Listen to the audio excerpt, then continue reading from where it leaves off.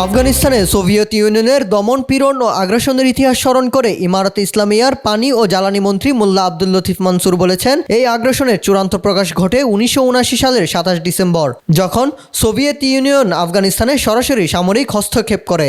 আদর্শ প্রণীত সহযোগী গোষ্ঠী খালক ও পারচামের সহায়তায় সোভিয়েতরা তাদের উপনিবেশিক উচ্চাকাঙ্ক্ষা বাস্তবায়ন করতে এবং ভারত মহাসাগর পর্যন্ত নিজেদের প্রভাব বিস্তারের চেষ্টা চালায়। এই সংঘাতে আফগানদের কাছে সোভিয়েত সেনাদের পরাজয়ের দিকে ইঙ্গিত করে তিনি বলেন, এটি ছিল সোভিয়েত সাম্রাজ্য ও লাল সেনাবাহিনীর 70 বছরের ইতিহাসের প্রথম বড় পরাজয়।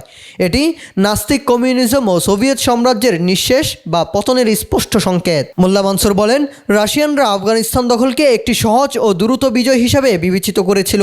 ভালো লাগার প্রতিটি মুহূর্তে থাকুক একটি সুন্দর পাঞ্জাবি সব বিধি আপনার সিগনেচার লুক। শুরু বসুন্ধরা সিটি, ঢাকা। তারা আফগান জনগণের ঐতিহাসিক চেতনা, সাংস্কৃতিক পরিচয়, ধর্মীয় বিশ্বাস এবং গভীর দেশপ্রেমিক মনোভাবকে বুঝতে ব্যর্থ হয়।